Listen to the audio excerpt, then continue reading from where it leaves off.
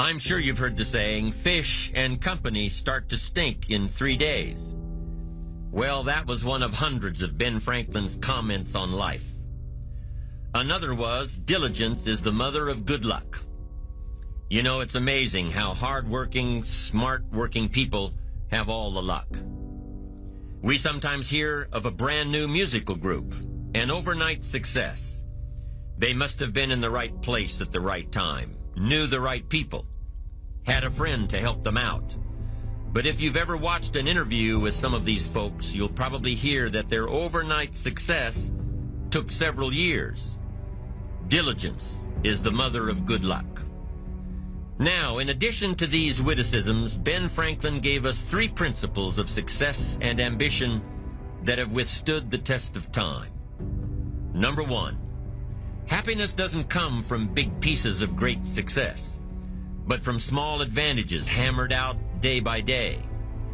What Mr. Franklin is saying here is that we must be happy with what we've got when we're in pursuit of what we want. When you can mentally control the circumstances and never see failures as failures, you'll be amazed at how much easier life will become. Every human being that's alive is presented with challenges and obstacles. It's only how we perceive them that makes them negative or positive.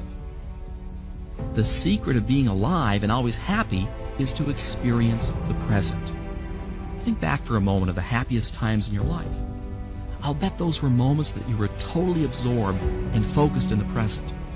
And you were happiest because you felt so alive, so in touch with the experience of living. You weren't thinking about the past or the future because you were too busy living in the now. This is one of the secrets of truly happy people. They're absolutely absorbed in the feeling of being alive. You've got to take care of the small disciplines before life will give you a chance to handle the more complicated disciplines. Good phrase to take home. All disciplines affect each other. In fact, here's a good philosophical phrase. If you hadn't thought of it before, here it is. Everything affects everything else. It's so easy to be casual and say, well, this doesn't matter. This doesn't matter. I'm telling you, everything matters. Of course, some things matter more than others, but there isn't anything that doesn't matter. Then here's the positive side. Every new discipline affects all your other disciplines. If you'll get some new things going, make some calls you've never made before, step up your activity level, step up your labor level, develop the skills from these 2 days of training here, and you'll go home and work some miracles on your days and your life and your future and your income, your business. The American economy today can be likened to a convoy in time of war. The entire economy is slowed down to protect its weakest link, just as the convoy had to go at the speed that would permit its slowest vessel to remain in formation. That's why it's so easy to make a living today. It takes no particular brains or talent to make a living and support a family today. So we have a plateau of so-called security, if that's what a person is looking for. But we do have to decide how high above this plateau we want to aim. Now let's get back to the strangest secret in the world, the story that I wanted to tell you today. Why do men with goals succeed in life and men without them fail? Well, let me tell you something which, if you really understand it, will alter your life immediately. If you understand completely what I'm going to tell you from this moment on, your life will never be the same again. You'll suddenly find that good luck just seems to be attracted to you. The things you want just seem to fall in line, and from now on you won't have the problems, the worries, the gnawing lump of anxiety that perhaps you've experienced before. Doubt, fear, well, they'll be things of the past. Here's the key to success and the key to failure. We become what we think about. Now let me say that again. We become what we think about. Key phrase, up front, the decisions are easy. Now, sometimes after we've lived a few years now, to repair our mistakes and get back on track seems like a tough job. If you've messed up your health for 10 years, I'm telling you, it takes more than 10 days to get it back. But here's the key, and it's so exciting to talk to the teenagers.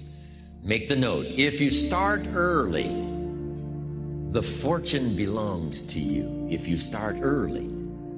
All fortunes that are available to humans, if you start early, the promise looms large and the odds are heavy in your favor.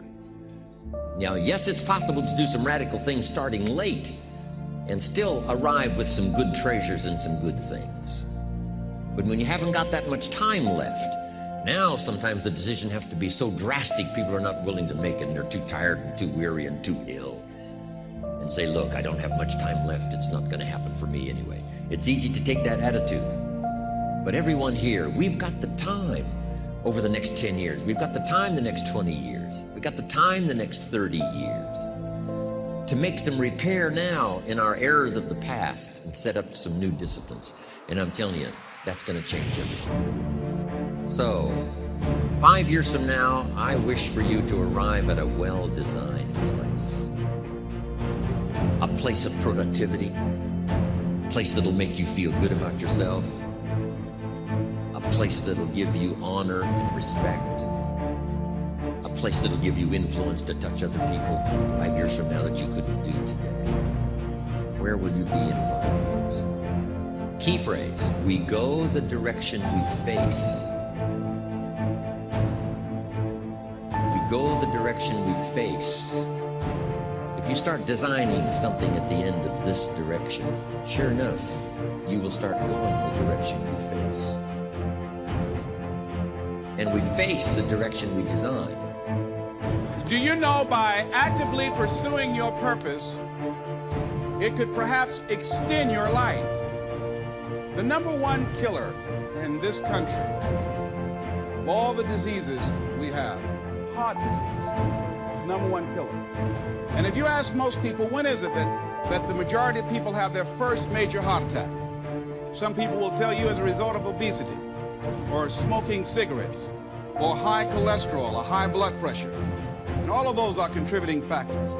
However, the truth of the matter is that most people don't realize that the majority of people suffer their first major heart attack on Monday morning between 8 a.m. and 9 a.m. People getting ready to go to jobs that they don't like, jobs that are making them sick. You see, when you're not pursuing your goal, you are literally committing spiritual suicide. When you have some goal out here that you're stretching for and reaching for that takes you out of your comfort zone, you'll find out some talents and abilities you have that you didn't know you had. If there is a magic word that stands out above all the rest, this is the one: discipline. Discipline is the bridge between thought and accomplishment, the bridge between inspiration and value achievement, the bridge between necessity and productivity. Remember, all good things are upstream. The passing of time takes us a-drifting, and drifting only brings us the negative, the disastrous, the disappointment, and the failure.